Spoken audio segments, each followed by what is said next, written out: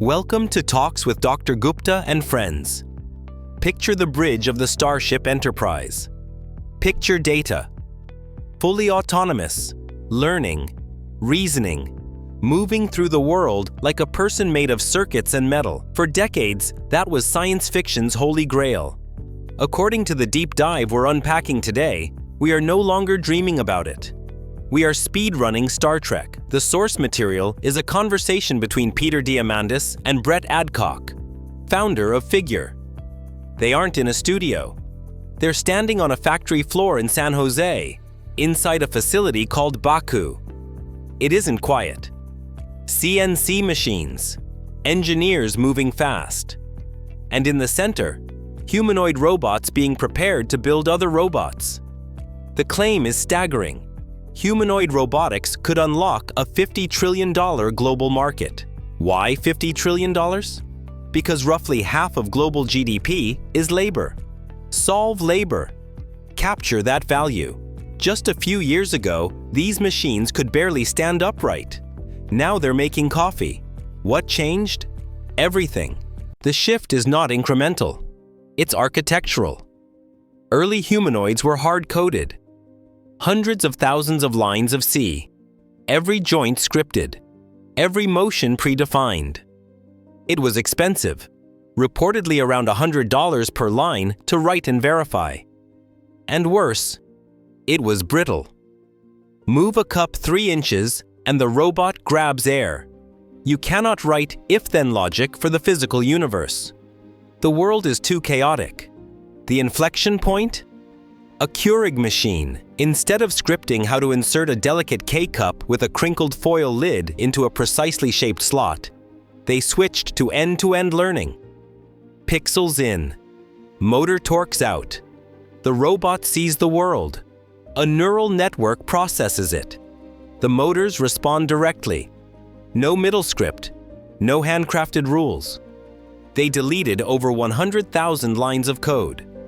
What replaced it is called System 0, a fully learned controller. No hard-coded balance logic. No pre-written walking rules. It learns physics through data.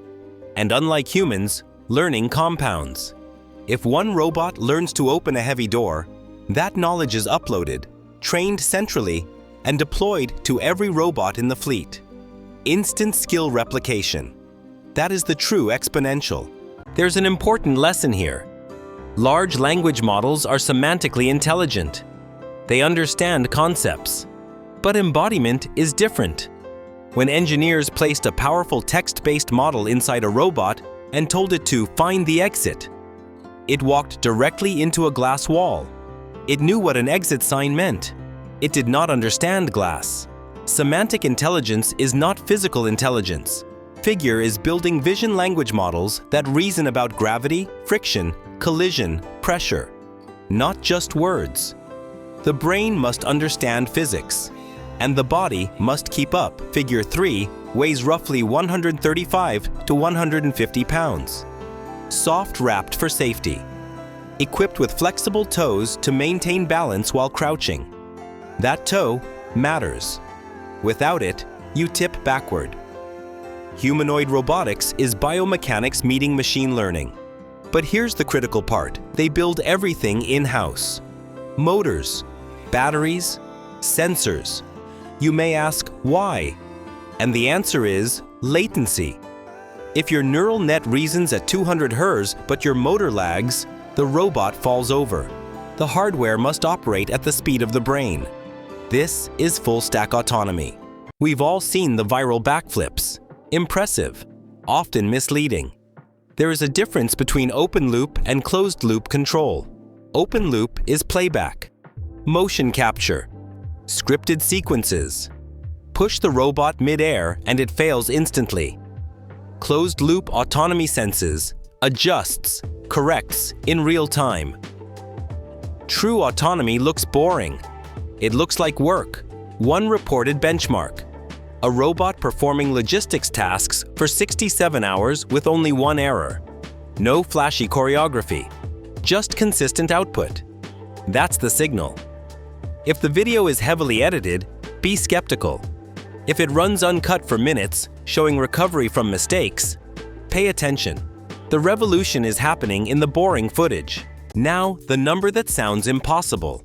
Operating cost potentially 40 to 50 cents per hour. How? Mass manufacturing. If a humanoid robot costs $20,000 and works 20 hours a day for 5 years, the economics begin to resemble the automotive industry. Lease the robot. Electricity and maintenance become marginal costs. A 24/7 workforce that doesn't take breaks.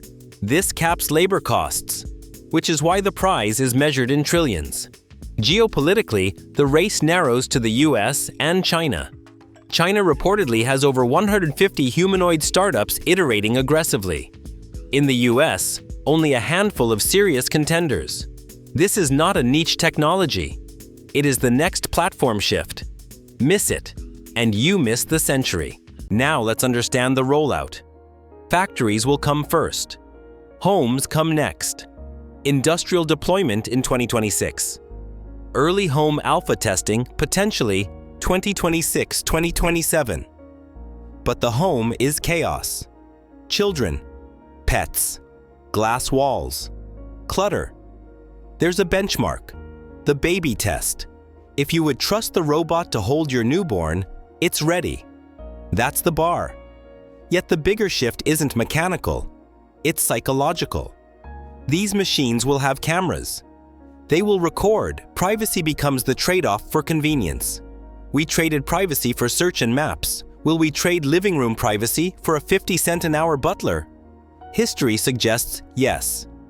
And here is the final unsettling thought. If your robot breaks in the future, you may not want a new one. You may want yours repaired. Because it knows your home. It remembers your routines. It has learned your preferences.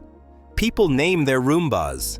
Now imagine a humanoid that remembers your child's birthday and how you take your coffee. This is no longer tool versus owner.